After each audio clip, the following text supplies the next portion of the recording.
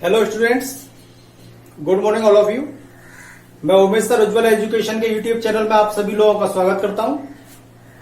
यहां पर हम लोग एमपीपीएससी प्री के लिए जो हम लोगों ने लेक्चर सीरीज स्टार्ट की है 30 दिन में 30 यूनिट, इसकी बात कर रहे हैं।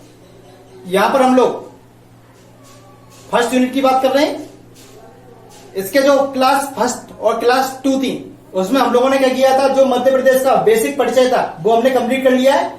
आज के लेक्चर में हम लोग जो मध्य प्रदेश के इतिहास की महत्वपूर्ण घटनाएं और जो प्रमुख राजवंश है उनके बारे में बात करेंगे। देखिए यहाँ पर सारे लोग बोर्ड पे, तो देखिए हम लोग जैसे ही इतिहास की शुरुआत होती है, जो इतिहास की शुरुआत होती है तो वहां पर जो स्त्रोत प्राप्त होते हैं उसके आधार पर जो हम लोग हैं, हम लोगों ने इतिहास को 3 भागों में बांट रखा है। कितने भागों में बांट रखा है? 3 भागों में। पहले देखिए कौन सा वाला है आपका, पहला है आपका प्रागैतिहासिक काल। कौन सा आपका? प्रागैतिहासिक काल। दूसरा आपका कौन सा है? आद्य ऐतिहासिक काल। और तीसरा आपका कौन सा है? ऐतिहासिक काल। ठीक, अब देखिए तीनों में डिफरेंस क्या है। ठीक, देखिए तीनों में डिफरेंस क्या है। जो आपका प्रागैतिहासिक काल है, इस प्रागैतिहासिक काल में देखिए यहां पर लिपि का विकास नहीं हुआ था। ठीक, जब लिपि का विकास नहीं होगा तो कोई भी लिखित साक्ष्य उपलब्ध नहीं होगा। ठीक, तो प्रागैतिहासिक काल का कोई भी लिखित साक्ष्य उपलब्ध नहीं है। दूसरा यहां पर देखिए जो दूसरा आपका आद्य ऐतिहासिक काल है, जो दूसरा आपका आद्य ऐतिहासिक काल है, वहां पर देखिए वहां पर लिपि का विकास तो हो चुका है, लेकिन उसको पढ़ा नहीं जा सका। जैसे देखिए यहां पर एग्जांपल देखिए, जैसे सिंधु घाटी की सभ्यता, वहां पर लिपि तो मिली है लेकिन उसको पढ़ा नहीं जा सका। क्यों? क्योंकि वहां पर जो लिपि है वो कैसी है? आपकी भाव चित्रात्मक लिपि है।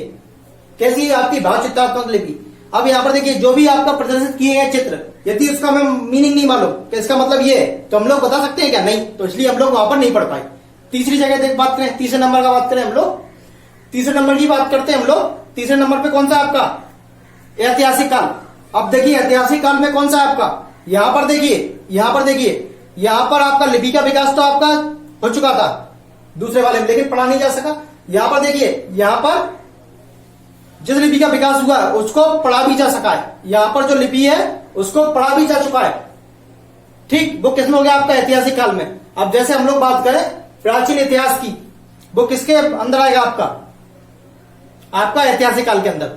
ठीक, तो देखिए यहां पर जो हमारा देखिए जो हम लोग प्रागैतिहासिक काल है उसकी हम लोग बात करते हैं। प्रागैतिहासिक काल में देखिए यहां पर लिपि तो है नहीं है।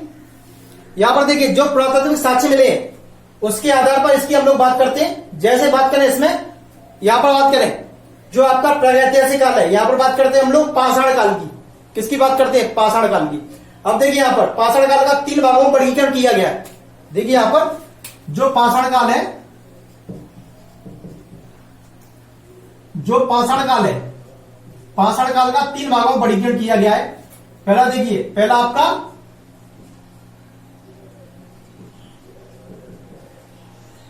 पुरापाषाण काल, दूसरा आपका मध्यपाषाण काल, और तीसरा आपका नवपाषाण काल। ठीक, देखिए यहां पर इसे पाषाण काल क्यों बोल रहे हैं? देखिए यहां पर जो भी औजार मिलेंगे, जो भी हथियार मिलेंगे, वो सारे किसके मिलेंगे? पत्थर के। किसके मिलेंगे? पत्थर के। इसलिए यहां पर जहां पर पत्थर का उपयोग हो रहा है, ठीक है, पुरातात्विक साक्ष्यों से पत्थर के औजार हथियार मिल रहे हैं, तो उस काल को हम लोग क्या बोलते हैं? पाषाण काल। क्या बोलेंगे? पाषाण काल। ठीक, या पाषाण को हम लोग प्रस्तर काल भी बोलते हैं। क्या बोलते हैं? प्रस्तर काल। प्रस्तर माने होता है पत्थर। प्रस्तर माने क्या होता है? पत्थर। ठीक, और यहां पर देखिए यहां पर जो औजार मिल रहे हैं, ठीक, यहां पर देखिए औजार मिल रहे हैं, जिस तरीके के औजार मिल रहे हैं, बड़े छोटे चिकने पॉलिशदार, उसके आधार पर इनका वर्गीकरण किया गया है 3 भागों में। किसमें किया गया है? 3 भागों में। यहां पर देखिए जो प्राकृतिक जो पत्थर लिया हमने, उसको तोड़ा और हम डायरेक्ट यूज कर रहे हैं, तो वहां पर देखिए वहां पर प्राकृतिक रूप से जिन हम लोग औजारों का यूज कर रहे हैं उसे बोलते हैं, उसे हम किसमें रखेंगे? पुरापाषाण काल में। पत्थरों का आकार जो हम लोगों ने हथियार लिए उनका आकार क्या हो गया? छोटा हो गया। कैसा हो जाएगा? छोटा। तो उसे हम लोग मध्यपाषाण काल में रख रहे हैं। ठीक, और हो जाएगा छोटा, पॉलिशदार हो जाएंगे हम लोग। देखिए यहां पर तो उसे रख रहे हैं हम लोग नवपाषाण काल में। किसमें रख रहे हैं? नवपाषाण काल में। फोर्थ नंबर पे एक और देखिए यहां पर यहां पर देखिए इसके पत्थर के साथ में ही क्या करने लगे, तांबे का यूज करने लगे। ठीक, तो उसे बोलने लगे हम लोग फोर्थ नंबर पे ताम्र पाषाण काल। क्या बोलने लगे, ताम्र पाषाण काल। क्या बोल रहे हैं उसे हम लोग, ताम्र पाषाण काल। जो आपका ताम्र पाषाण काल है ये आपका आद्य ऐतिहासिक काल में भी है। किसमें, आपका आद्य ऐतिहासिक काल में। और जो आपके ये 3 है ये किसमें आपके, ये किसमें आपके प्रागैतिहासिक काल में। अब तीसरी बात करें, 2 हो गए, अब तीसरा देखो, तीसरी धातु कौन सी मिली थी हमें, लोहा। कौन सी मिली थी, लोहा। यदि हम लोहे की बात करें, लोहे के काल की बात करें तो ये आपका प्राचीन काल की बात करेंगे। किसकी बात करेंगे, प्राचीन काल। ठीक, तो यहां पर देखिए हमने यहां पर धातुओं के आधार पर बड़ी क्या क्लियर कर दिया। पत्थर तो आपका प्रागैतिहासिक, वहां पर तांबे का भी उपयोग होने लगा था। बहुतायत में कहां पर हुआ, आद्य ऐतिहासिक काल में। और तीसरे नंबर पे लोहे का कहां पर जाके हो रहा है आपका, कहां पर हो रहा है आपका, ऐतिहासिक काल में। हो गया तीनों वर्गीकरण। अब देखिए यहां पर देखिए इसको बोलते हैं चाल्कोलिथिक पीरियड। ठीक, नियोलिथिक पीरियड, मेसोलिथिक पीरियड और ये आपका पैलियोलिथिक पीरियड। कौन सा हो जाएगा, पैलियोलिथिक पीरियड। ये आपका हो जाएगा मेसोलिथिक पीरियड, ये आपका नियोलिथिक पीरियड और ये आपका चाल्कोलिथिक पीरियड। ठीक, अब इसके आगे बात करें हम लोग, देखिए इसके आगे बात करें हम लोग, देखिए यहां पर साफ कर दे इसको। अब देखिए यहां पर जो हमारे पास ये इतिहास का हमें वर्गीकरण करना है। ठीक, हमने 3 भागों में किया है। अब देखिए यहां पर इनको हम लोग मध्य प्रदेश के संदर्भ में पढ़ेंगे। इसको हम लोग क्या करेंगे, मध्य प्रदेश के संदर्भ में पढ़ेंगे। यहां पर देखिए, यहां पर इस काल से संबंधित जो भी औजार हथियार और जो भी चीजें हैं वो मध्य प्रदेश से कहां से मिली है।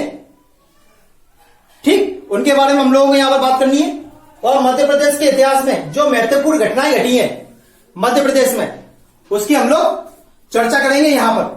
ठीक, यहां पर कोई दिक्कत। अब देखिए हम लोग आगे बात करते हैं। सबसे पहले हम लोग किसकी बात करते हैं, सबसे पहले बात करते हैं हम लोग पुरापाषाण काल की। किसकी बात करते हैं हम लोग, सबसे पहले हम लोग बात करते हैं पुरापाषाण काल की। ठीक, पुरापाषाण काल की बात करते हैं हम लोग सबसे पहले। अब देखिए यहां पर जो पुरापाषाण काल के औजार और हथियार हैं, जो पुरापाषाण काल के औजार और हथियार हैं, वो अधिकतर औजार हथियार नर्मदा घाटी के आसपास मिले। कहां पर मिले, नर्मदा घाटी के आसपास के क्षेत्रों में। ठीक, नर्मदा घाटी के आसपास के क्षेत्रों में।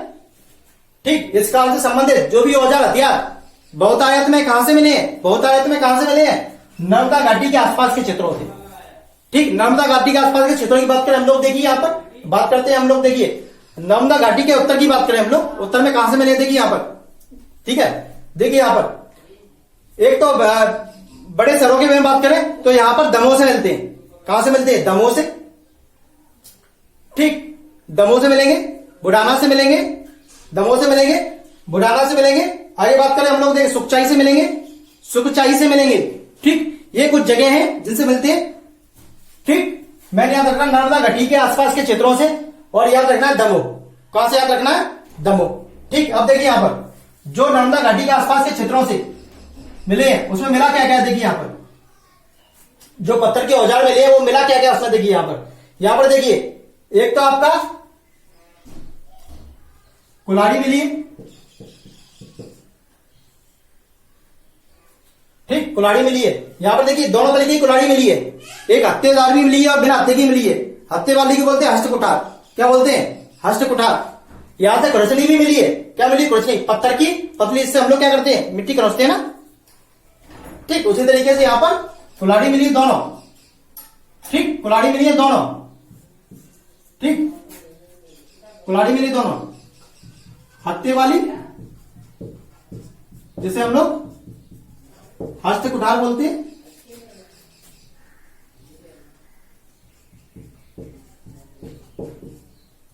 ठीक, और यहां पर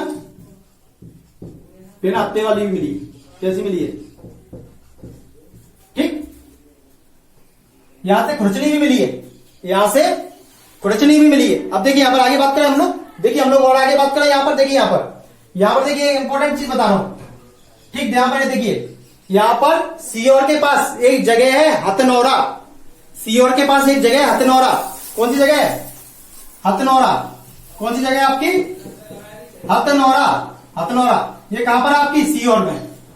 देखिए यहां से क्या मिला है, यहां से अभी तक प्राप्त मानव की सबसे पुरानी खोपड़ी मिली है।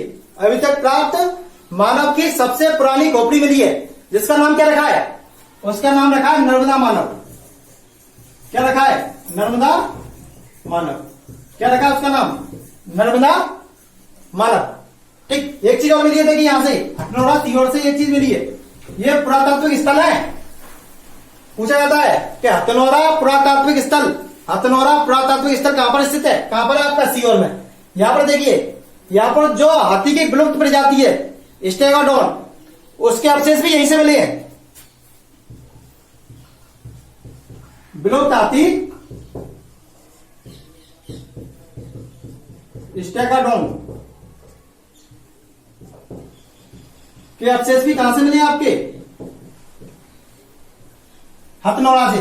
यहां पर देखिए एक चीज और बता रहा हूं मैं आपको, यहां पर देखिए एक चीज और बता रहा हूं मैं आपको, एक फैक्टर बता रहा हूं मैं आपको। यहां पर देखिए, यहां पर देखिए एक फैक्टर बता रहा हूं। यहां पर देखिए, यहां पर देखिए नरसिंहपुर की और बात करते हैं हम लोग, किसकी? नरसिंहपुर की और बात करते हैं हम लोग। किसकी बात करते हैं हम लोग? नरसिंहपुर की। देखिए यहां पर नरसिंहपुर के पास देखिए भूतरा और पिपरिया, भूतरा और पिपरिया दो जगह, नरसिंह के पास भूतरा और पिपरिया दो जगह। ठीक, यहां से क्या मिले? यहां से भी पुरापाषाण काल के अवशेष प्राप्त हुए, मतलब पुरातात्विक काल के, पुरापाषाण काल के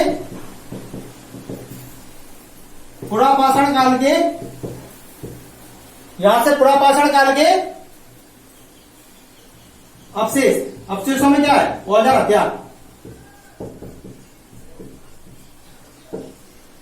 प्राप्त हुए हैं। ठीक, यहां पर देखिए, यहां पर हम लोग इंपोर्टेंट फैक्ट सारे कवर करके चलेंगे। ठीक, आप लोगों का एक ही काम है। क्या काम है आप लोगों का? यहां पर आप लोग क्या करेंगे, इससे रिलेटेड जो भी ऑब्जेक्टिव है वो किसी बुक को परचेस कर ले मार्केट से और लगाते रहे। ठीक, यहां तक बताइए कोई दिक्कत? अब देखिए हम लोग आगे बात करें, देखिए हम लोग आगे बात करें, इसके आगे बात करें। ठीक, यहां पर देखिए इसके आगे बात करें, इसके आगे बात करें। नेक्स्ट कौन सा हमारे पास? नेक्स्ट कौन सा हमारे पास? हम लोग यहां पर हम लोग सेकंड नंबर की बात करते हैं। यहां पर हम लोग सेकंड नंबर की बात करते हैं। देखिए यहां पर सेकंड नंबर की बात करते हैं हम लोग मध्य पाषाण काल की, मध्य पाषाण काल की बात करते हैं हम लोग। तो देखिए यहां पर मध्य पाषाण काल की बात करते हैं हम लोग यहां पे। तो देखिए यहां पर देखिए जो मध्य पाषाण काल के औजार हैं, जो मध्य पाषाण काल के औजार हैं, वो सबसे पहले मध्य प्रदेश में देखिए कहां से प्राप्त होते हैं? वो सबसे पहले मध्य प्रदेश में 1667 में विंध्य क्षेत्र से प्राप्त होते हैं। कहां से होते हैं? विंध्य क्षेत्र से प्राप्त होते हैं। ठीक है, हम लोग आगे बात करें। अब देखिए यहां पर देखिए हम लोग बात करें आगे। तो यहां पर देखिए जो बीबी मिश्रा जी हैं, जो बीबी मिश्रा जी हैं ने जो भीमबेटका है, जो भीमबेटका है, भीमबेटका से ब्लेड अवयव प्राप्त किया। क्या प्राप्त किया? ब्लेड अवयव प्राप्त किया।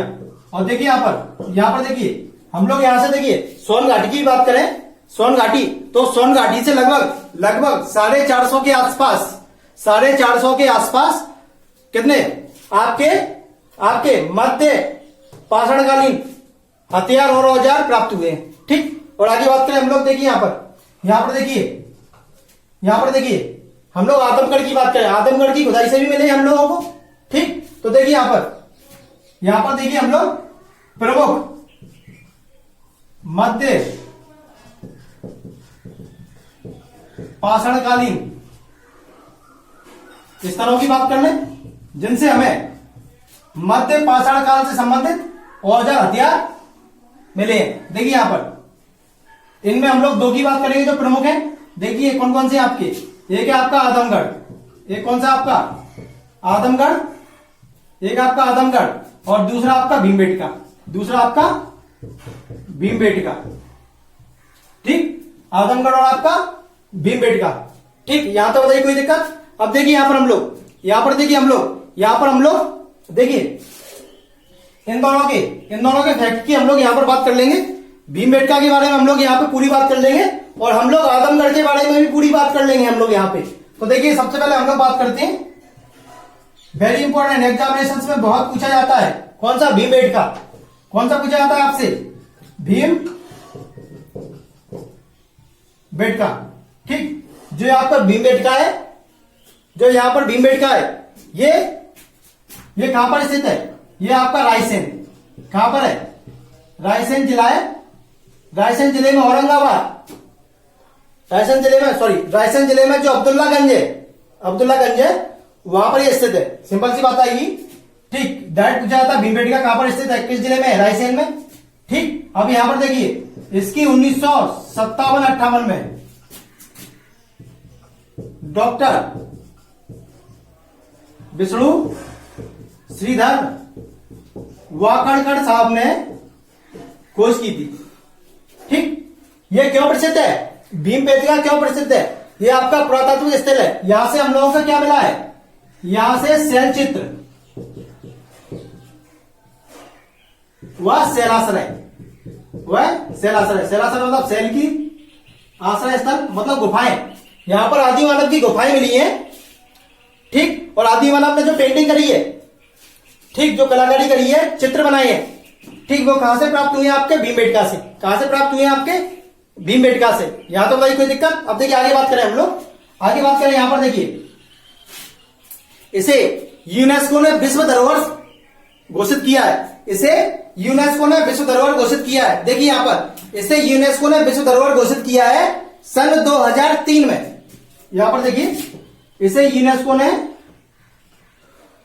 वर्ल्ड हेरिटेज साइट में शामिल किया है। कब किया है, 2003 में। कब शामिल किया इसको, 2003 में। यहां तक बताइए कोई दिक्कत, यहां तक बताइए कोई दिक्कत। आगे बात करें हम लोग, देखिए यहां पर आगे बात करें, साफ कर दें इसको। हम बात करते हैं आदमगढ़ की। किसकी बात करते हैं हम लोग, आदमगढ़ की। ठीक, साफ कर दें इसको। देखिए यहां पर ये जा रहे फैक्ट हैं, उनको आप लोग नोट डाउन करते रहें और रिवाइज जरूर कर लें। ठीक ठीक ठीक, अब यहां पर देखिए हम लोग देखिए हम लोग बात करते हैं आदमगढ़ की। किसकी बात करते हैं, आदमगढ़ की। ठीक, अब देखिए यहां पर सेकंड इंपॉर्टेंट फैक्ट है, किसकी बात करते हैं हम लोग, आदमगढ़ की।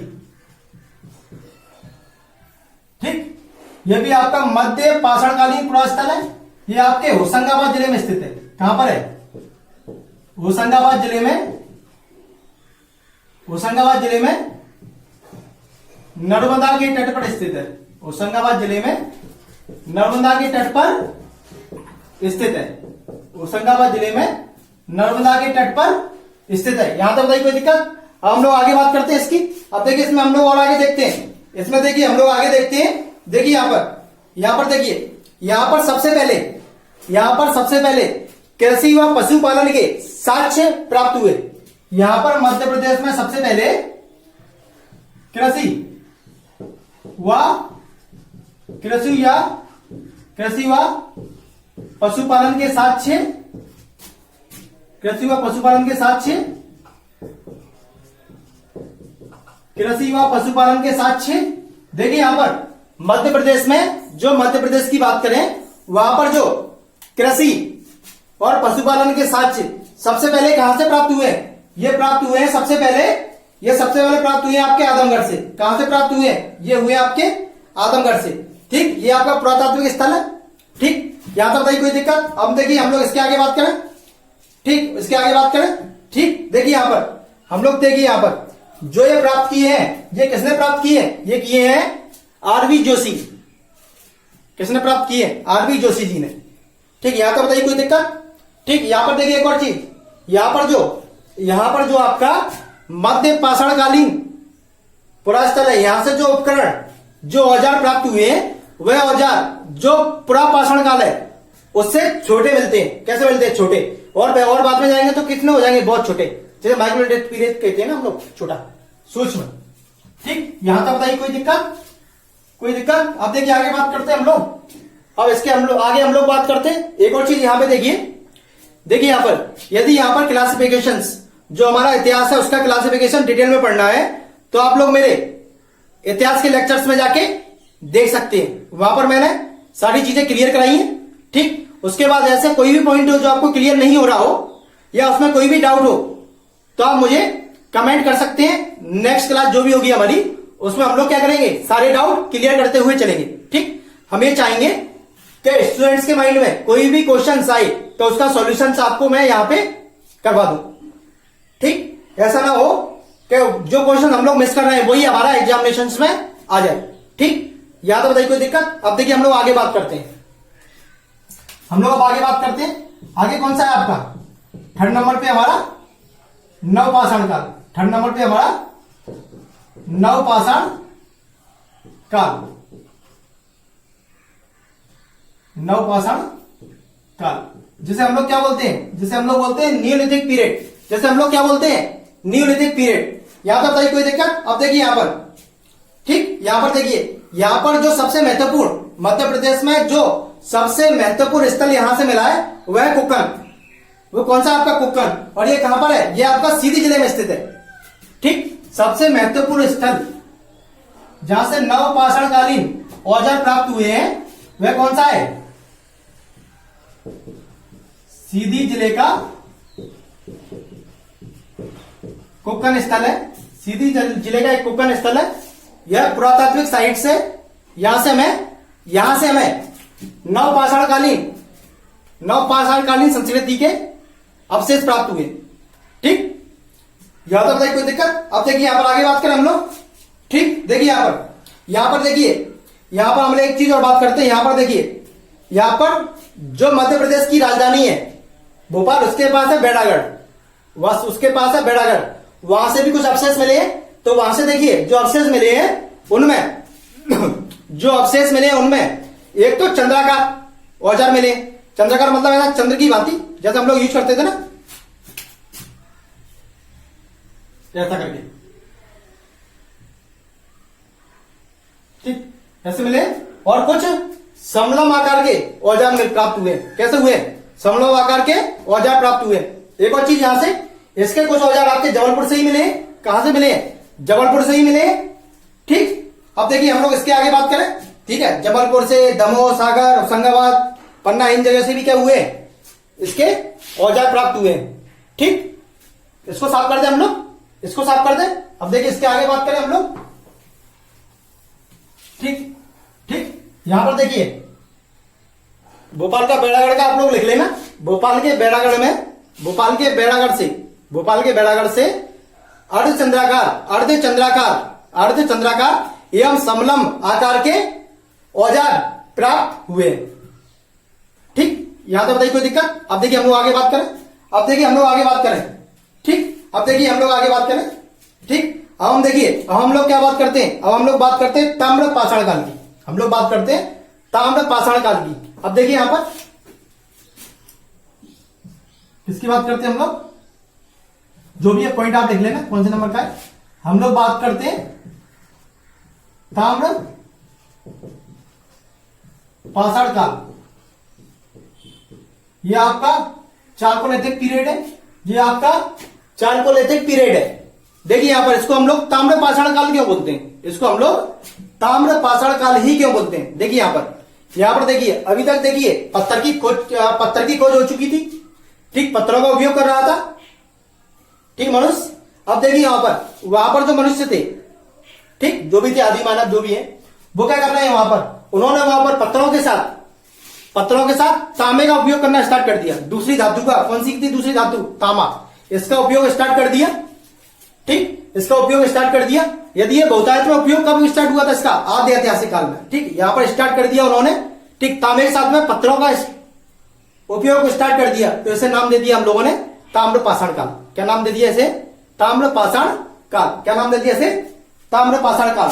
ठीक, यहां पर देखिए अब ताम्र पाषाण काल, देखिए हम लोग बात करें आद्य ऐतिहासिक काल की सभ्यता कौन सी थी आपकी, सिंधु घाटी सभ्यता। कहां पर थी, सिंधु घाटी सभ्यता या हड़प्पा सभ्यता।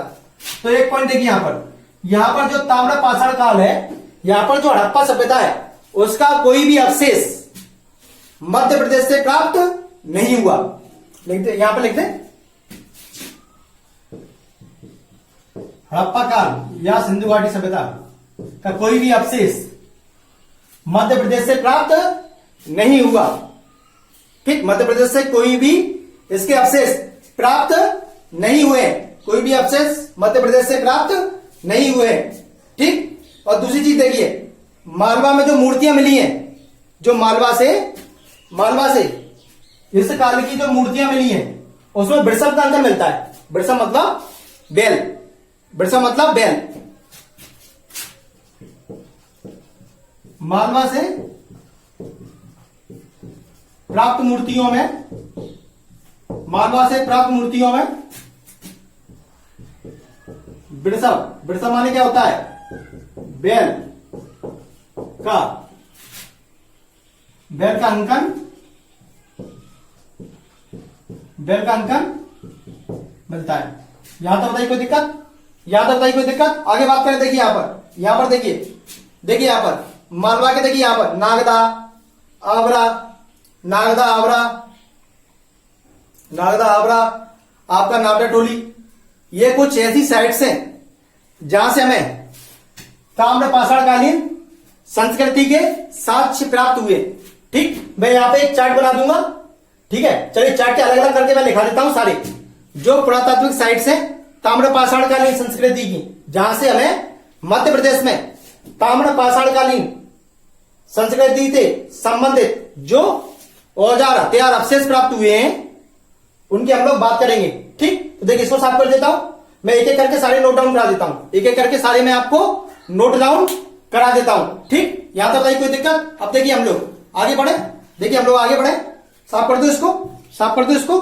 ठीक, तो एक एक करके हम लोग क्या करेंगे, सारे कवर करके चलेंगे। एक एक करके हम लोग क्या करेंगे, सारे कवर करके चलेंगे। एक एक करके हम लोग क्या करेंगे, सारे कवर करके चलेंगे। ठीक ठीक, सबसे पहले हम लोग क्या बात करते हैं, सबसे पहले बात करते हैं हम लोग, देखिए ये सारे इंपॉर्टेंट हैं, जितने ही मैं पढ़ा रहा हूं आपको ये सारे स्थली इंपॉर्टेंट है। ठीक, कैसे हैं, वेरी इंपॉर्टेंट है। ठीक, इनमें से हो सकता है एग्जामिनेशंस में कोई एक पूछ लिया जाए, कोई एक पूछ लिया जाए। देखिए पहले हम लोग बात करते हैं कायथा की, किसकी बात करते हैं, सारे की बात करेंगे हम लोग, जितने भी मिले हैं सबकी बात करेंगे। ठीक, पहले हम लोग बात करते हैं कायथा की, कायथा पहले नंबर पे बात करते हैं हम लोग कायथा। ठीक, ये ताम्र पाषाणकालीन संस्कृति के साक्ष्य आपके कायथा से मिले। जो आपका कायथा है ये कहां पर स्थित है, जो आपका कायथा है ये आपका उज्जैन जिले में स्थित है। कैसा आपका, उज्जैन जिले में स्थित है। अब देखिए यहां पर जो आपके ताम्र पाषाणकालीन संस्कृति के जो साक्ष्य मिले हैं वो सबसे पहले मध्य प्रदेश में कायथा से ही मिले हैं। कहां से मिले हैं, कायथा से ही मिले हैं। यहां तक बताइए कोई दिक्कत, यहां तक बताइए कोई दिक्कत। अब देखिए यहां पर देखिए, ठीक, अब देखिए यहां पर जो कायथा है, कायथा इसकी भी खोज जिनने भीमबेटका की करी थी उन्होंने इसकी खोज करी थी। इसकी खोज भी किसने करी थी, श्री वाकड़कर, विष्णु श्रीधर वाकड़कर।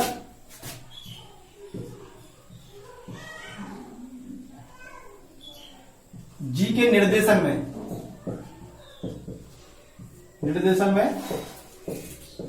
इसकी खोज हुई। ठीक, यहां पर देखिए एक चीज मैं यहां पे नहीं लिखा रहा हूं क्योंकि ये जितनी भी साइट्स मैं आपको लिखा रहा हूं वो सारी साइट्स कैसी हैं, ताम्र पाषाणकालीन संस्कृति की। कैसी है आपकी, ताम्र पाषाणकालीन संस्कृति की, इसलिए वो पॉइंट नहीं लिखा रहा हूं। तो आप सब में वो मार्क करते चले, सब में लिखते चले। ठीक, सब में लिखते चले।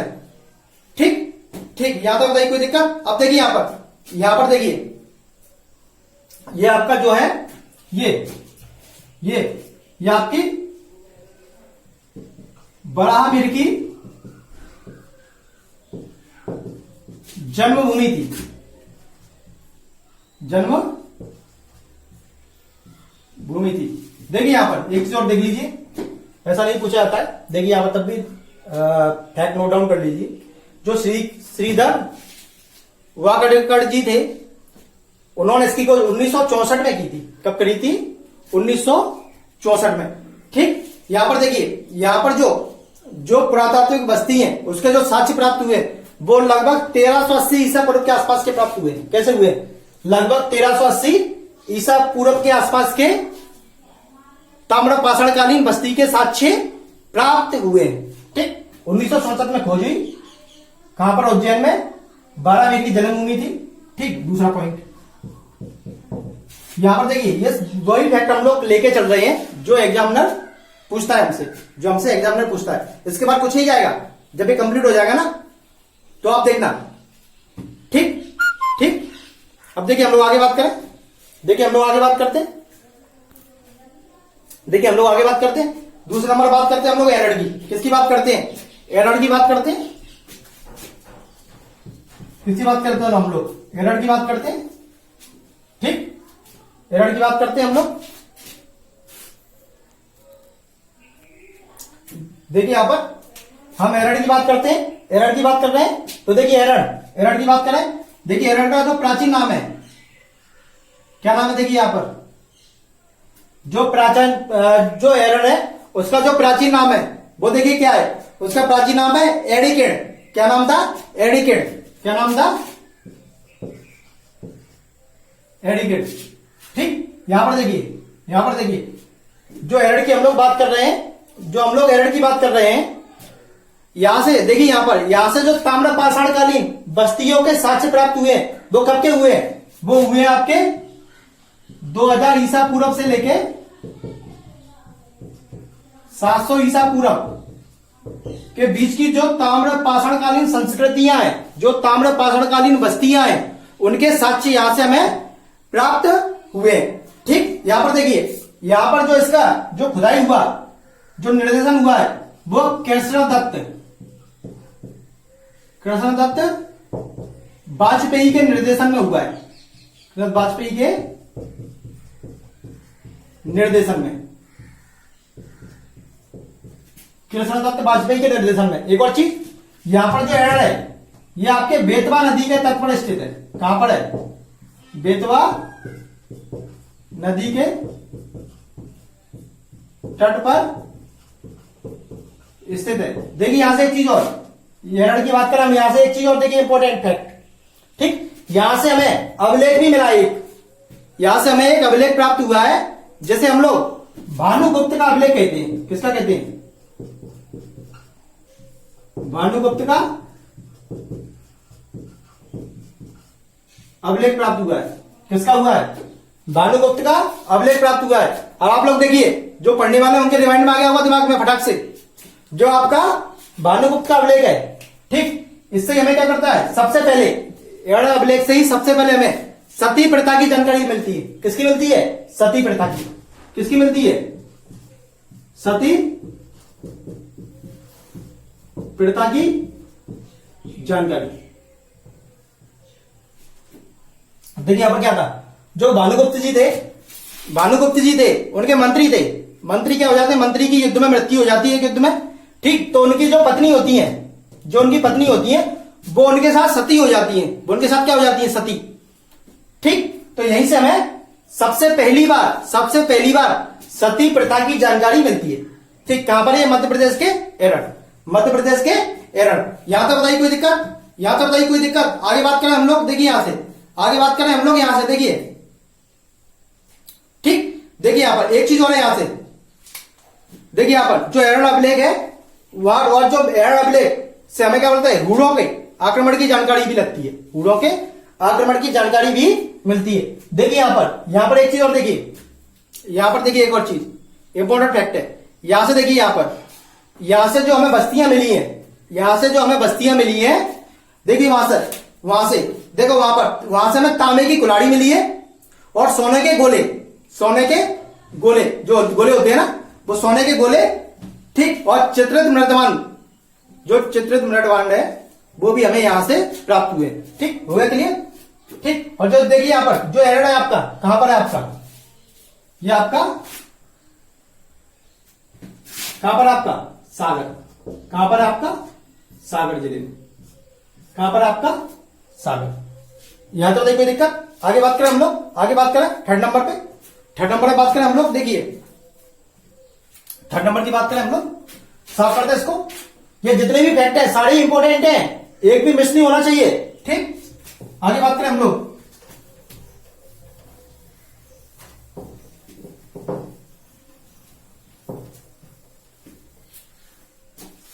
देखिए हम लोग यहां पर हम लोग आगे बात करते हैं। ठीक, देखिए यहां पर हम लोग आगे बात करते हैं थर्ड नंबर पे। थर्ड नंबर पे हम लोग बात करते हैं नवदा टोली, नवदा टोली। ठीक, नवदा टोली की बात करते हैं। ये भी कैसा है आपका, ये भी कैसा है आपका, ये भी आपका ताम्र पाषाणकालीन साइट है। ये भी कैसा है आपका ताम्र पाषाणकालीन साइट है। ये भी कैसा है आपका ताम्र पाषाणकालीन साइट है। ठीक, यहां पर देखिए जो इसकी खुदाई हुई, जो इसके अवशेष प्राप्त हुए हैं, ये डॉक्टर एच.डी. साकलिया के निर्देशन में हुआ है। किसके निर्देशन में हुआ है, डॉक्टर एच.डी. साकलिया के निर्देशन में हुआ है। ठीक, और यह जो नवदा टोली है, यह देखिए कहां पर है, यह आपका मैसूर में, मैसूर में नर्मदा नदी के तट पर स्थित है। मैसूर में नर्मदा नदी के तट पर स्थित है।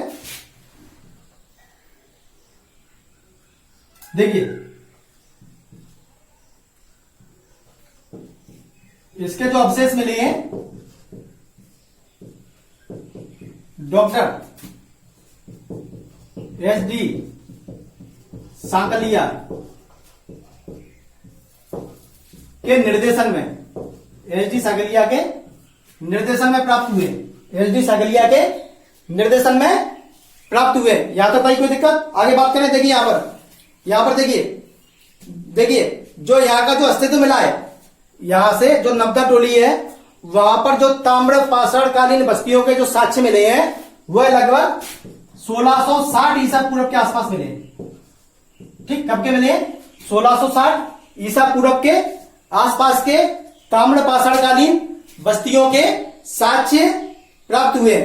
ठीक, यहां पर देखिए, यहां पर झोपड़ीनुमा, यहां पर झोपड़ीनुमा मिट्टी के, जो झोपड़ीनुमा मिट्टी के घर भी यहां से प्राप्त हुए। झोपड़ीनुमा मिट्टी के घरों के साक्ष्य। ठीक, और यहां पर जो घर है वो कैसे थे, आयताकार। कैसे थे आपके, आयताकार। कैसे थे आपके, आयताकार। तो देखिए यहां पर नेक्स्ट की बात करें हम लोग, नेक्स्ट की बात करते हैं हम लोग यहीं पे। नेक्स्ट है हमारा आवरा। कौन है हमारा, आवरा। ठीक, ये कहां पर है, मैसूर में है। ठीक, क्वेश्चन इस तरीके से पूछ जाते हैं कि आपका आवरा कहां पर है।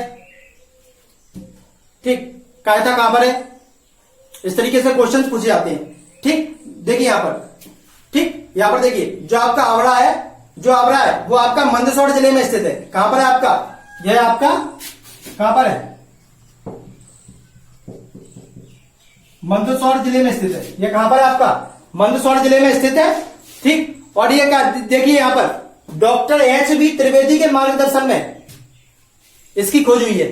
किसके निर्देशन में हुई है, doctor HB. Trivedi, doctor HB. Trivedi के निर्देशन में इसकी खोज हुई है। एच.बी. त्रिवेदी के निर्देशन में, एच.बी. त्रिवेदी के निर्देशन में इसकी खोज हुई है। देखिए यहां पर देखिए, यहां पर जो सामग्री प्राप्त हुई है वो आपकी ताम्र पाषाणकालीन से लेके गुप्त काल तक की प्राप्त हुई है।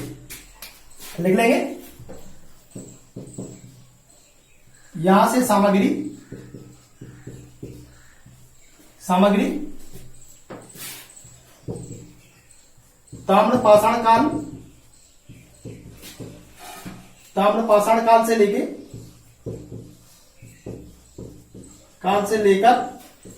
ताम्र पाषाण काल से लेकर गुप्त काल तक की प्राप्त हुई है। गुप्त काल तक की प्राप्त हुई है। यहां तक भाई कोई दिक्कत? देखिए इसका स्क्रीनशॉट ले लेंगे, थोड़ा सा जल्दी जल्दी करेंगे हम लोग। ठीक, तो देखिए यहां पर इसके बाद हम लोग बात करेंगे, इसके बाद अब बात करेंगे हम लोग डांग वाला की। किसकी बात करेंगे? डांग वाला। ठीक, जो डांग वाला है, जो डांग वाला है ताम्र पाषाणकालीन स्थल, यह कहां पर है? यह आपका उज्जैन में स्थित है। यह कहां पर है? आपका उज्जैन में स्थित है। 4 हो गए थे, 5वां डांग वाला की बात करते हैं। यह आपका कहां पर है? यह आपका उज्जैन में स्थित है। 6 नंबर पे हम लोग बात करते हैं नागदा की। नागदा जो कि 53वां जिला प्रस्तावित है। जो कि देखिए यहां पर हम लोग नागदा की बात कर रहे हैं। नागदा, ये नागदा कहां पर है आपका? देखिए मैंने आपको बताया था जो नागदा क्या है, यहां पर नागदा क्या है याद कीजिए, मैंने जिलों के पुनर्गठन में बताया था। नागदा आपका 53वां जिला प्रस्तावित है। यह आपका कहां पर है? यह आपका उज्जैन। यह कहां पर है? आपका उज्जैन में स्थित है। देखिए यहां पर जो आपका नागदा है, देखिए यहां पर जो नागदा है, यहां से आपके लघु उपकरण प्राप्त हुए। कैसे हुए? यहां से आपके ताम्र पाषाणकालीन स्थल के कैसे मिले हैं? छोटे छोटे उपकरण प्राप्त हुए यहां से। ठीक, तो यह चंबल नदी के तट पर भी स्थित है। कहां पर है? चंबल नदी के तट पर। ठीक, 6 हो गए, 6 हो गए यहां पर। देखिए और हम लोग आगे बात करते हैं। एक यहां पर एक और है, लास्ट है खेड़ीनामा। क्या है आपका? खेड़ीनामा। यह होशंगाबाद में है। जो आपका खेड़ीनामा है लास्ट आपका ताम्र पाषाणकालीन साइट है। क्या आपका? खेड़ीनामा। ये कहां पर है? यह भी आपका कहां पर है? ये आपका होशंगाबाद में है। कहां पर है? होशंगाबाद में। यहां से जो ताम्र पाषाणकालीन बस्तियों के साक्ष्य प्राप्त हुए हैं, देखिए वो कब के हुए हैं? ये हुए लगभग 1500 ईस्वी के आसपास के। कब के हुए हैं? लगभग 1500 ईसा पूर्व के आसपास के। कब के? 1500 ईसा पूर्व के आसपास के ताम्र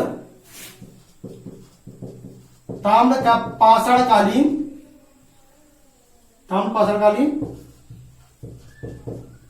बस्तियों के साक्ष्य या ताम्र पाषाणकालीन संस्कृति के साक्ष्य। ठीक है, ये इंपॉर्टेंट हो गए। ये 7 मैंने नोट डाउन कराया आपको। ये सारी कैसी है? पुरातात्विक साइट्स है। ठीक, ये कब कौन से काल की है? ये आपके ताम्र पाषाणकालीन। ठीक, अब देखिए हम लोग आगे बात करें। देखिए यहां पर अब हम लोग बात करते हैं। देखिए यहां पर फर्स्ट और सेकंड 2 हो गए हमारे पास। एक हमारे पास आद्य ऐतिहासिक काल हो गया, क्योंकि वहां से ये क्या थी? ताम्र पाषाणकालीन। पहली हमारी कौन सी होगी? पाषाणकालीन। और जो थर्ड है आपका ऐतिहासिक काल, वहां से हम लोग देखिए प्राचीन इतिहास की बात करें। देखिए इसकी बात करते हैं हम लोग। देखिए वहां पर मैं वो कौन सी आपकी? वहां पर आपका लोहे का काल। ठीक है, लोहे धातु की खोज हो चुकी थी। देखिए यहां पर साफ करें इसको, साफ करें इसको। अब देखिए हम लोग आगे बात करते हैं। अब देखिए यहां पर हम लोग आगे बात करते हैं। हम लोग यहां पर आगे बात करते हैं। ठीक, देखिए यहां पर देखिए हम लोग आगे ऐतिहासिक काल में बात करते हैं। लोह काल की बात करते हैं हम लोग। किसकी बात करते हैं? लोह काल की। ठीक, प्राचीन इतिहास की बात कर लेते हैं सिंपल सा। किसकी बात कर लेते हैं हम लोग? प्राचीन इतिहास। ठीक, कब? लोह काल की बात कर लेते हैं इसमें हम लोग। किसकी बात कर लेते हैं हम लोग? लोह काल की। ठीक, यहां पर देखिए जो प्राचीन इतिहास है, जो मध्य प्रदेश का प्राचीन इतिहास है, वह वैदिक इतिहास के आसपास का है। 1500 से 1500 ईस्वी के आसपास का है। ठीक, 15 ईसा पूर्व के आसपास का है। ये हमारा कौन सा काल है? आपका वैदिक काल के आसपास होता है। ठीक, जिसे हम लोग प्राचीन इतिहास की बात करते हैं। ठीक है, अब यहां पर देखिए जो मध्य प्रदेश है, मध्य प्रदेश में इस काल की बात करें, मतलब लोहे की बात करें, जो लोहे के अवशेष है। ठीक, लोहे के अवशेष ये कहां से प्राप्त हुए हैं? देखिए यहां पर ये हुए भिंड से। मुरैना से, ठीक। मैन कहां से हुए? ये मैन प्राप्त हुए आपके भिंड मुरैना से। कहां से मिले? आपके भिंड मुरैना से। और इसके जो कुछ अवशेष हैं, इसके देखिए यहां पर, इसके जो कुछ अवशेष हैं वो आपके मालवा के क्षेत्र से भी मिले, मालवा के क्षेत्र। यहां तक बताइए कोई दिक्कत? यहां तक बताइए कोई दिक्कत? आगे बात करते हैं हम लोग, ठीक। एक और चीज देखिए यहां पर देखिए हम लोग, देखिए यहां पर वैदिक सभ्यता की बात करें तो देखिए यहां पर एक पॉइंट यहीं पे देख लेते हैं। यहां पर सैंधवकालीन संस्कृति के कोई भी साक्ष्य नहीं मिले हैं। यहां से सैंधवकालीन संस्कृति के, सैंधवकालीन सभ्यता के कोई भी साक्ष्य उपलब्ध नहीं हुए हैं। कहां से? मध्य प्रदेश से, ठीक। मध्य प्रदेश के संदर्भ में सारी बात कर रहे हैं। मैं ये बोल रहा हूं नहीं मिले हैं, तो वो कहां से नहीं मिले हैं? वो मिले हैं आपके मध्य प्रदेश से नहीं मिले हैं, ठीक। क्योंकि मध्य प्रदेश के संदर्भ में बात हो रही है यहां पे, ठीक। अब देखिए हम लोग आगे बात करें, ठीक। अब देखिए हम लोग आगे बात करें, हम लोग क्या बात करते हैं? वैदिक युग की बात करें। इसी में थोड़ा और आगे बढ़ लें, हम लोग वैदिक युग की बात करें। किसकी बात करें? हम लोग वैदिक युग की बात कर लेते हैं, ठीक। हम किसकी बात कर लेते हैं? हम लोग वैदिक युग की बात कर लेते हैं, ठीक। यहां पे मैं आपको बोलता जाऊंगा, ठीक। आप लोग ध्यान से सुने, ठीक। कुछ चीजें मैं यहां पर जो बोल रहा हूं, ठीक, वो आपके माइंड में जल्दी कैचअप होंगी, ठीक, जल्दी माइंड में स्टोर हो जाएंगी, ठीक। तो आप लोग ध्यान से सुना करें, ठीक। तो देखिए यहां पर, ठीक, जो उत्तर वैदिक काल की बात करें हम लोग, ठीक, जो हम लोग वैदिक की बात कर रहे हैं, तो यहां पर देखिए, ठीक, उत्तर वैदिक संहिताओं में ब्राह्मण ग्रंथों और जो आरण्यक हैं उनकी बात करें हम लोग, ठीक है, उनमें मध्य प्रदेश से संबंधित विवरण मिलते हैं, ठीक। जो ब्राह्मण ग्रंथ है उत्तर वैदिक काल में, जो ब्राह्मण ग्रंथ है, आरण्यक है, उनमें क्या होता है? मध्य प्रदेश संबंधित कुछ साक्ष्य प्राप्त होते हैं, कुछ विवरण भी मिलते हैं। देखिए कैसे विवरण मिलते हैं, ठीक है। देखिए जैसे पहला विवरण मिलता है उसमें, देखिए पहला विवरण मिलता है उसमें, जो मध्य प्रदेश है, मध्य प्रदेश में आर्यों का आगमन होता है। मध्य प्रदेश में जो आर्यों का आगमन होता है वो कहां से होता है? आपका वह होता है विंध्याचल पर्वत को पार करके। कहां से होता है? विंध्याचल पर्वत को पार करके। और जो विंध्याचल पर्वत है वो कहां पर है? आपका मध्य प्रदेश में। कहां पर है? आपका मध्य प्रदेश में। क्लियर? अब देखिए हम लोग आगे बात करें, ठीक। अब देखिए यहां पर देखिए एक कौशत्की उपनिषद है, ठीक। कौन सा उपनिषद है आपका? कौशत्की उपनिषद। कौशत्की उपनिषद में इनडायरेक्ट डायरेक्ट नहीं बोला कि विंध्य में, इनडायरेक्ट अप्रत्यक्ष रूप से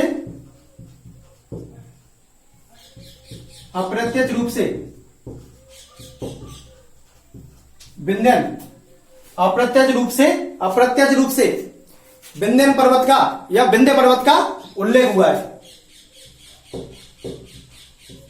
विंध्यन पर्वत का या विंध्य पर्वत का उल्लेख हुआ है। देखिए यहां पर वो, इससे पहले वाला जो मैंने पॉइंट बताया था उसको मैं यहां पे नीचे लिख देता हूं, लिख दूं। देखिए यहां पर आर्यों का आगमन विंध्याचल पर्वत को पार करके हुआ है। आर्यों का आगमन विंध्याचल पर्वत को पार करके हुआ है, ठीक। अब देखिए यहां पर जो शतपथ ब्राह्मण है, जो शतपथ ब्राह्मण ग्रंथ है और वैदिकोत्तर साहित्य, जो आपका शतपथ ब्राह्मण है, ब्राह्मणों ग्रंथ है, और वैदिकोत्तर साहित्य में, और वैदिकोत्तर साहित्य में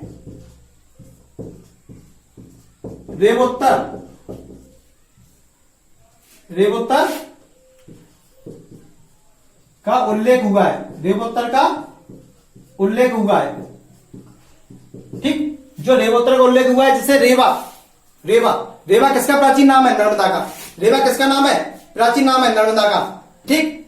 जो प्राचीन इतिहासकार है बेबर, वो यह बोलते हैं जो यहां पर जो का उल्लेख हुआ है।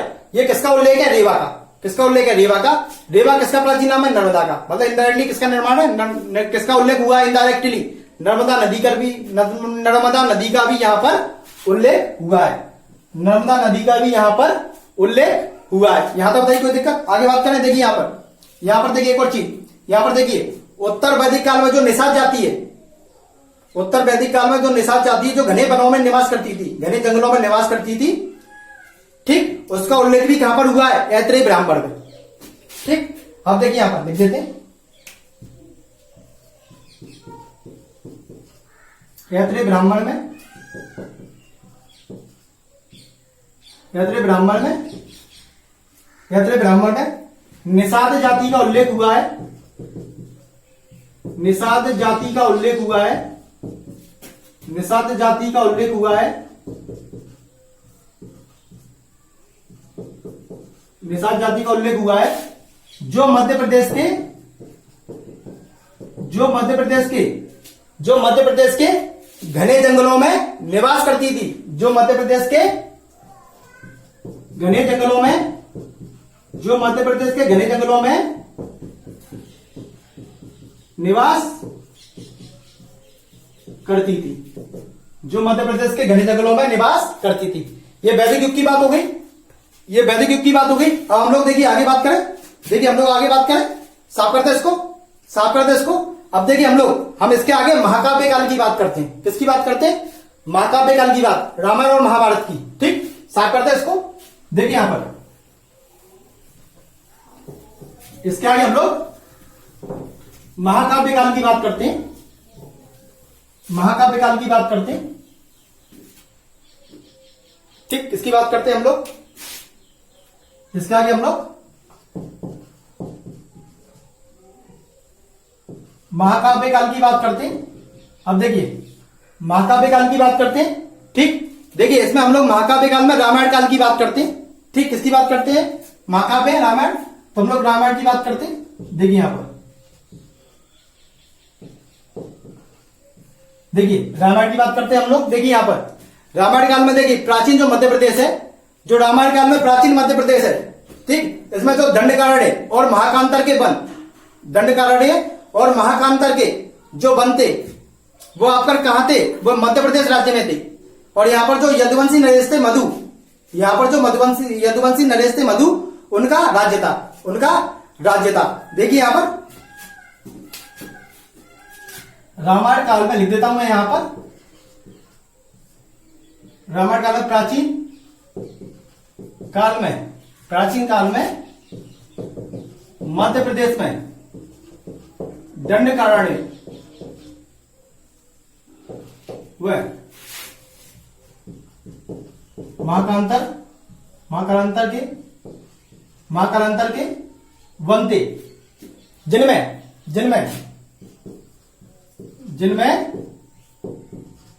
यदुवंशी नरेश मधु का शासन था। यदुवंशी नरेश मधु का शासन था, मधु का शासन था। यह वही मधु है जो राजा दशरथ के समकालीन है। क्वेश्चन आ सकता है कि राजा दशरथ के समकालीन मध्य प्रदेश में किसका राज्य था? किसका था? राजा मधु का। ठीक, यह राजा दशरथ के, यह अयोध्या के राजा दशरथ के समकालीन थे। यह अयोध्या के राजा दशरथ के समकालीन थे। ठीक, अब देखिए यहां पर जो वाल्मीकि रामायण की बात करें हम लोग, यहां पर जो वाल्मीकि रामायण की बात करते हैं, ठीक, यहां पर जो हम वाल्मीकि रामायण के अनुसार बात करें, वाल्मीकि रामायण के अनुसार जो राम थे भगवान राम ने जो दंडकारण्य बने यहां पर अपने वनवास का कुछ समय व्यतीत किया था। वाल्मीकि रामायण के अनुसार भगवान राम ने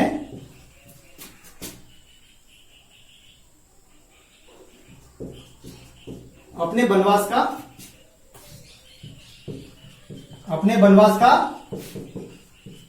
कुछ समय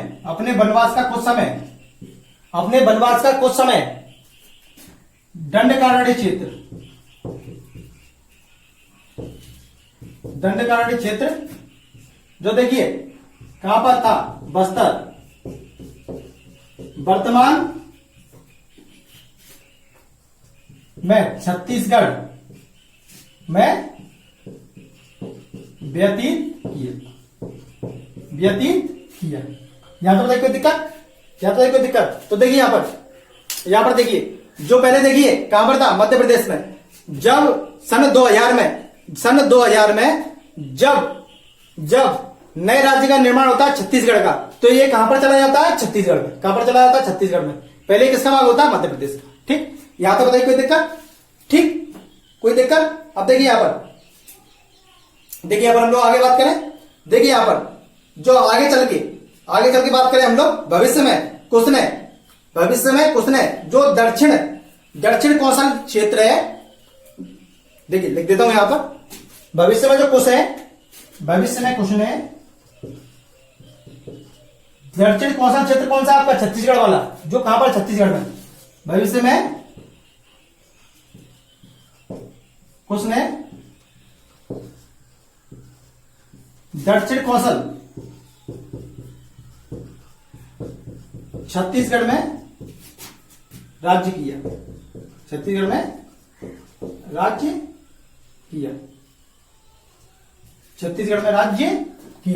यहां तक बताइए कोई दिक्कत, यहां तक बताइए कोई दिक्कत। ये सारे फैक्ट हम लोग यहां पर पढ़ने वाले हैं। ठीक, देखिए यहां पर देखिए, यहां पर जो शत्रुघ्न है, शत्रुघ्न के पुत्र है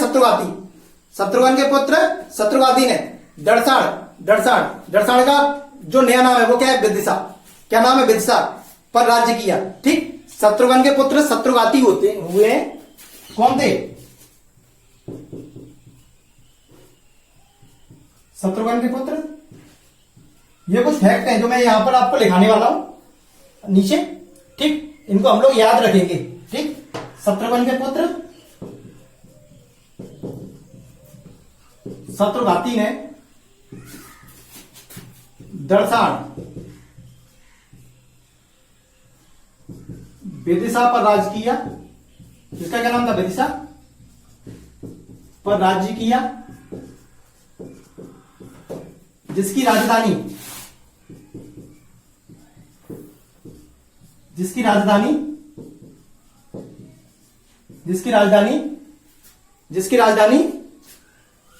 कोसावती थी।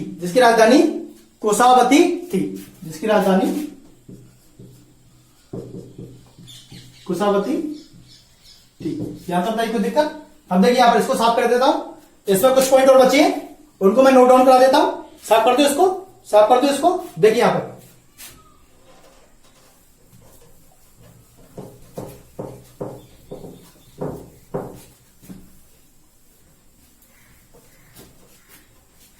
यहां पर देखिए इसके कुछ पॉइंट और हैं, जिनको साफ कर दूं यहां पे। साफ करने के बाद इनके कुछ पॉइंट और लिख लेते हैं हम लोग। यहां पर देखिए, ठीक, देखिए यहां पर जो सतपुड़ा और विंध्याचल के क्षेत्र है, जो सतपुड़ा और विंध्याचल का क्षेत्र है, वहां पर निषाद जाति का राज्य था। सतपुड़ा और विंध्याचल के क्षेत्रों में निषाद जाति का राज्य था। ठीक, महाभारत के युद्ध में इस क्षेत्र से किसने पांडवों की मदद करी और किसने कौरवों की मदद करी, ये क्वेश्चंस पूछे जाते हैं। ठीक, कौन से जनपद ने किसका साथ दिया। ठीक, देखिए यहां पर लिख लें, यहां पर देखिए यहां पर देखिए लिख लेते हैं हम लोग। देखिए यहां पर किस जनपद, महाभारत के युद्ध में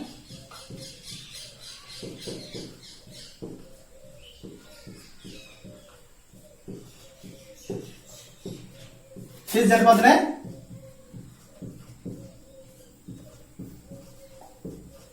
किसका साथ दिया।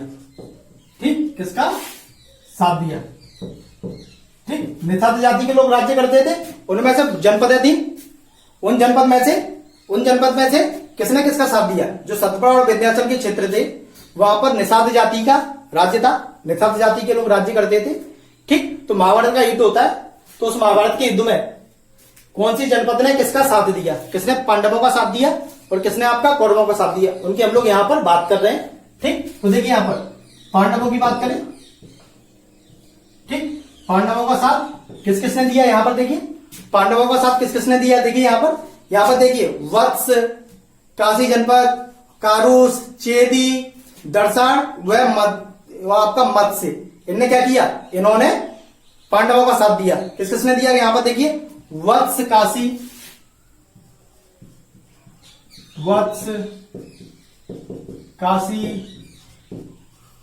चेदी, दर्शान, मत्स्य। ठीक, मत्स्य। ठीक, मत्स्य कौन सा आपका? वर्तमान बुंदेलखंड लिख देता हूं। मत्स्य कौन सा आपका? वर्तमान बुंदेलखंड। ठीक, वर्तमान जो बुंदेलखंड का क्षेत्र है वर्तमान का वह है। ठीक, और एक और कौन सी होगी? 1 2 3 4 5, और एक और देखिए यहां पर एक और थी आपकी कारूस। कौन सी थी आपकी? कारूस। इन जनपदों ने महाभारत के युद्ध में पांडवों का साथ दिया था। यहां तक बताइए कोई दिक्कत? यहां तक बताइए कोई दिक्कत? ठीक, अब देखिए अब हम लोग बात करते हैं कौरवों की। किसकी बात करते हैं हम लोग? कौरवों की। ठीक, ये सारे इंपॉर्टेंट हैं। ठीक, इसको भी मार्क कर लेना, डबल इंपॉर्टेंट। ठीक, क्योंकि एमपीपीएससी का पेपर अच्छा होता है। ठीक, ऐसा नहीं है कि कोई भी एग्जामिनेशन बना रहे। ठीक है, स्टेट एग्जामिनेशन से, सर्विस एग्जामिनेशन से ठीक अच्छा पूछा जाएगा। ठीक, कुछ क्वेश्चन तो अच्छे पूछे जाएंगे। ठीक, तो देखिए यहां पर देखिए यहां पर 60-70% सारे अटेम्प्ट कर देते हैं। ठीक, यहां पर जो कुछ क्वेश्चन अच्छे होते हैं, उन अच्छे क्वेश्चंस को ही हम लोगों को क्या करना है? अटेम्प्ट करना पड़ेगा, तभी हमारा सिलेक्शन होगा। ठीक, अब देखिए हम लोग आगे बात करें। ठीक है, देखिए हम लोग यहां पे आगे बात करें। ठीक, यहां पर देखिए महिष्मती के नील। यहां पर देखिए कौरवों का साथ कौन किसने दिया? महिष्मती के नील,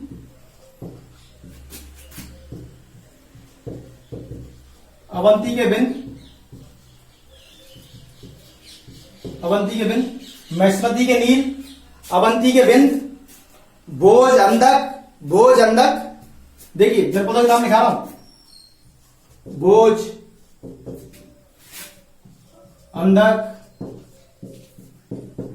विदर्भ। वाह, कितने हो गए? देखिए महिष्मती के नील, अवंती के, ठीक, अवंती के विंध्य, भोज, अंधक, विदर्भ। एक देखिए यहां पर, एक और देखिए यहां पर, एक और आपका कौन सा था?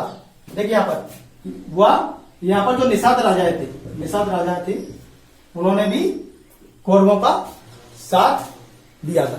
यहां तक बताइए कोई दिक्कत? अब देखिए हम लोग आगे बात करें। साफ कर दो इसको। तो देखिए यहां पर ठीक, महाकाव्य काल की बात हो गई। देखिए यहां पर इसके आगे हम लोग बात करें।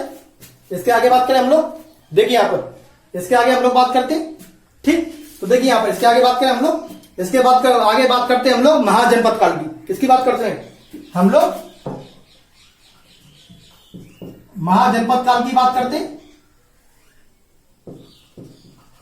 ठीक, अब महाजनपद काल में देखिए कितनी जनपद थी? 16 महाजनपद हुआ करती थी। ठीक, 16 महाजनपद हुआ करती थी, जिसमें से 2 का संबंध मध्य प्रदेश से मैंने आपको बताया था फर्स्ट लेक्चर्स में। ठीक, तो कौन कौन सी थी आपकी? एक तो है आपकी अवंती और दूसरी आपकी चेदी।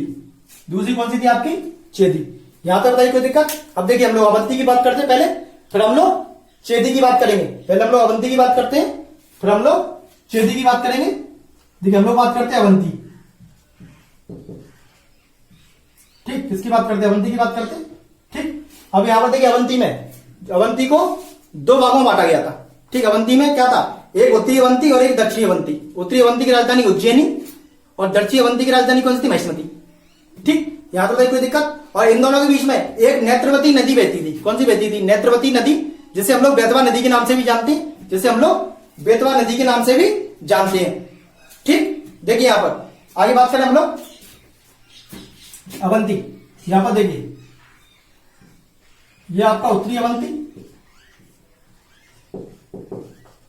और ये आपका दक्षिणी अवंती। ठीक, इन दोनों के बीच में नदी कौन सी बह रही है? नेत्रवती, कहीं पर बेत्रवती भी लिखा रहता है, या बेतवा या बेटवा। अवंती का क्या नाम हो गया? क्या इसकी राजधानी थी? उज्जैनी, और इसकी थी आपकी महिष्मती। इसकी थी आपकी महिष्मती। यहां तक बताइए कोई दिक्कत? यहां तक बताइए कोई दिक्कत? अब देखिए हम लोग आगे बात करते हैं। हम लोग देखिए यहां पर आगे बात करते हैं। देखिए यहां पर ठीक है। अब यहां पर देखिए इसकी जो जानकारी हमें बौद्ध ग्रंथ से मिलती है। अगुंतर निकाय, बौद्ध ग्रंथ का नाम क्या है? अगुंतर निकाय। ठीक है, तो यहां पर बौद्धकालीन समय में से इसका नाम क्या था? अच्युतगामी, अच्युतगामी, अच्युतगामी, अच्युतगामी। यहां तक बताइए कोई दिक्कत? अब देखिए यहां पर आगे बात करें हम। देखिए यहां पर उस समय देखिए यहां पर उस समय देखिए चंद्रप्रगोत, जो चंद्रप्रगोत था वो उस समय वहां का राजा था। जो चंद्रप्रगोत है वो उस समय अवंती का राजा था। ठीक, अब देखिए यहां पर बात कर लेते हैं। चंद्रप्रगोत अवंती का राजा था। ये देखिए यहां पर जो राजा था, जो भगवान बुद्ध थे, बुद्ध के समकालीन था। जो भगवान बुद्ध थे उनके समकालीन था। कैसा था? भगवान बुद्ध के समकालीन था। देखिए यहां पर भगवान बुद्ध के कैसा था? आपका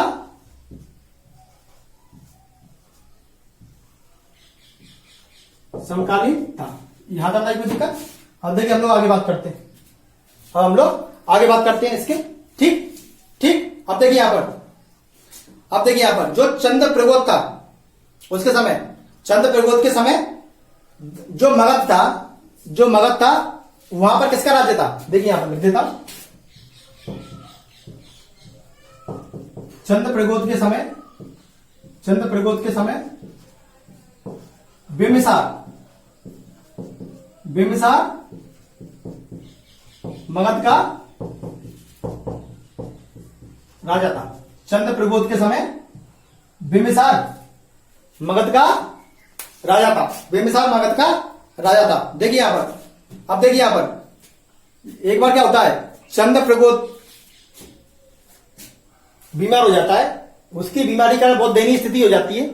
ठीक, उस समय जो बिम्बिसार का राज्य वैद्य था जीवक, उनको वो उसके इलाज के लिए बेचता है। ठीक, कौन बेचता है? बिम्बिसार। कौन बेचता है? आपका बिम्बिसार। ठीक है। ठीक, अब देखिए यहां पर पुराणों की बात करें हम लोग। ठीक, ये पॉइंट लिख लेना आप लोग। ठीक, ये पॉइंट आप लोग लिख लेना। ठीक ठीक है। बिम्बिसार ने उसने अपने राज्यवैद्य जीवक को चंद्रप्रगोत के इलाज के लिए भेजा था। ठीक, यहां तक देखिए कोई दिक्कत? अब देखिए आगे बात करें हम लोग। देखिए पुराणों के अनुसार की बात करें हम लोग कालांतर में। ठीक है, पुराणों के अनुसार बात करें हम लोग कालांतर में, हड़यक वंश, जो हड़यक कुल का अंतिम शासक था आपका, कौन सा था? शेषनाग। ठीक ठीक ठीक, देखिए यहां पर और आगे बात करें। यहां पर देखिए यहां पर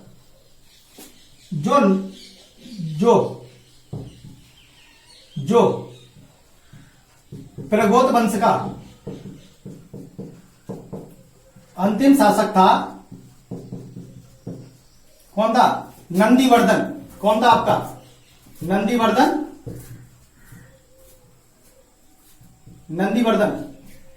जो प्रगोत वंश का अंतिम शासक था, नंदीवर्धन उसको शिशुनाग के द्वारा, जो हरे कुल का एक वंश था शिशुनाग, उसके द्वारा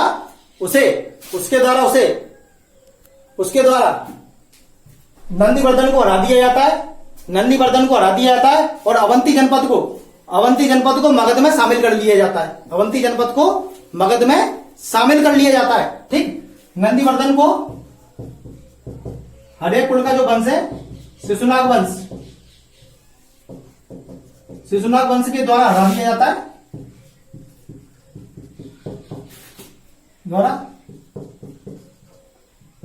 हरा दिया जाता है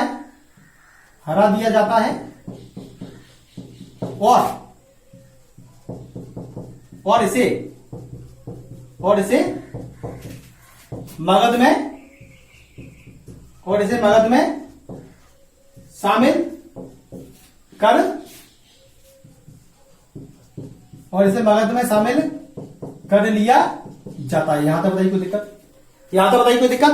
यहां तक बताइए आपको कोई दिक्कत? ठीक, आगे चले। ठीक, हरा देगा तो क्या हो जाएगा? शिशुनाग वंश का उदय हो जाएगा कहां पर? अवंती में। ठीक, कहां पर हो जाएगा? अवंती में। देखिए यहां पर। ठीक, आगे चल के क्या होता है? जो नंद वंश का शासक था महापद्म नंद, ठीक, जो नंद वंश का संस्थापक और जो शासक था महापद्म नंद, कौन था? नंद वंश का शासक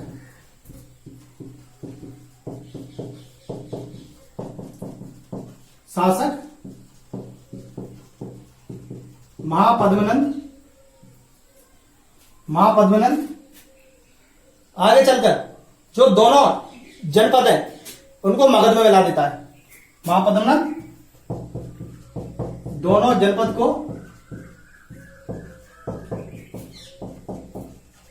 मगध में मिला लेता है। यहां तक बताइए कोई दिक्कत? क्लियर? अब देखिए यहां पर हम लोग चेदी और देख लेते हैं। तो देखिए यहां पर मध्य प्रदेश का जो इतिहास है वो कंप्लीट हो जाएगा। इसके बाद हम लोग क्या करेंगे? इसके बाद हम लोग नेक्स्ट लेक्चर में जो प्रमुख राजवंश है उनके बारे में हम लोग बात करेंगे। ठीक, साफ कर दो इसको।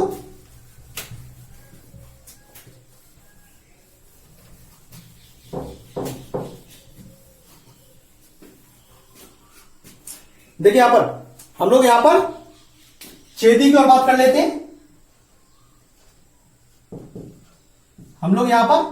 चेदी जनपद की ओर बात कर लेते हैं। ठीक, जो चेदी जनपद है जो वर्तमान में बुंदेलखंड का क्षेत्र है। चेदी जनपद कहां थी? जो वर्तमान में बुंदेलखंड का क्षेत्र है। अब यहां पर हम इसके फैक्ट देख लेते हैं। देखिए यहां पर, ठीक है। अब यहां पर देखिए जो आपका चेदी जनपद है, देखिए इसका विस्तार नर्मदा और सोन घाटियों के मध्य था।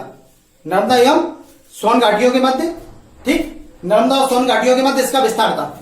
विस्तार कहां पर था? नर्मदा एवं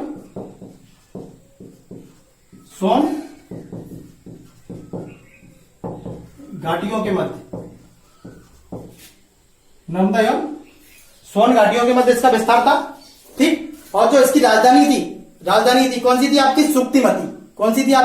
सुक्तिमती। ठीक, फर्स्ट लेक्चर में ही मैंने बताया था क्या थी इसकी राजधानी?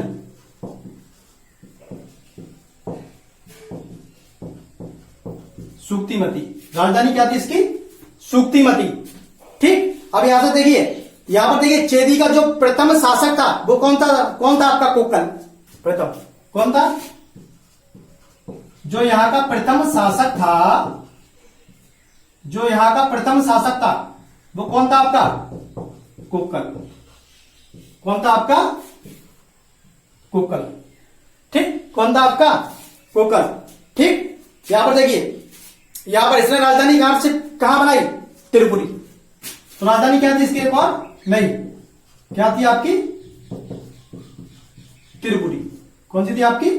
त्रिपुरी। त्रिपुरी किसका ही था? आपका चेदी का। किसका था आपका? चेदी का। ठीक, देखिए यहां पर, ठीक, चेदी की जो एक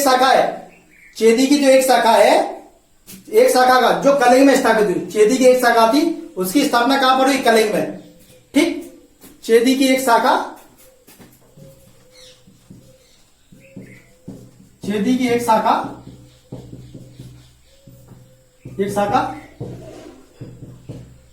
कलिंग में स्थापित हुई, कलिंग में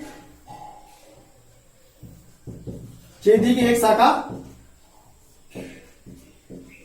कलिंग में स्थापित हुई, चेदी की एक शाखा कलिंग में स्थापित हुई। वहां पर इसका शासक कौन था? खारवेल। कौन था आपका?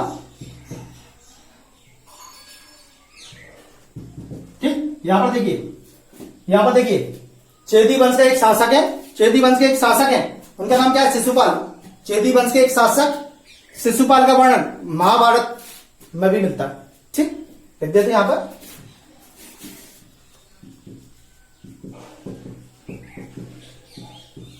चेदी वंश के शासक शिशुपाल का वर्णन चेदी वंश के शासक शिशुपाल का वर्णन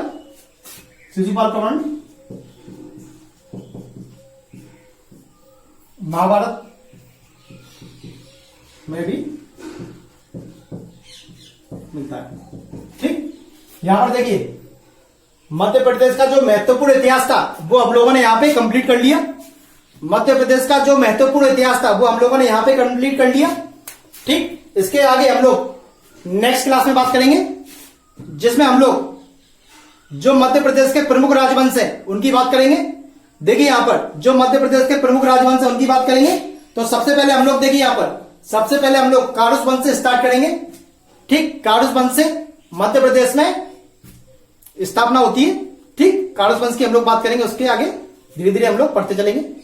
ठीक, दो लेक्चर्स में हम लोग उसको सारे राजवंश को कंप्लीट कर लेंगे। ठीक, हम लोग थोड़ा स्पीड पे ही चलेंगे। ठीक, समय कम है हमारे पास। ठीक, तो देखिए यहां पर सारे लोग ध्यान से पढ़ें। ठीक, एक ऑब्जेक्टिव की बुक जरूर ले लें। ठीक, उससे क्या होगा, आपकी प्रैक्टिस होती रहेगी समय पे। ठीक, और देखिए यहां पर जितना भी मिल रहा है आपको अच्छा मिल रहा है। ठीक, तो आपके साथ जितने भी फ्रेंड्स हैं, जितने भी आपके दोस्त हैं, उन सबको सजेस्ट कीजिए ज्यादा से ज्यादा जुड़ें। आप जितना ज्यादा जुड़ेंगे उतना आप लोग सहयोग करेंगे, उतना ही मैं आपको अच्छे से अच्छा देने की कोशिश करूंगा। ठीक, आज के लिए इतना ही काफी है। धन्यवाद।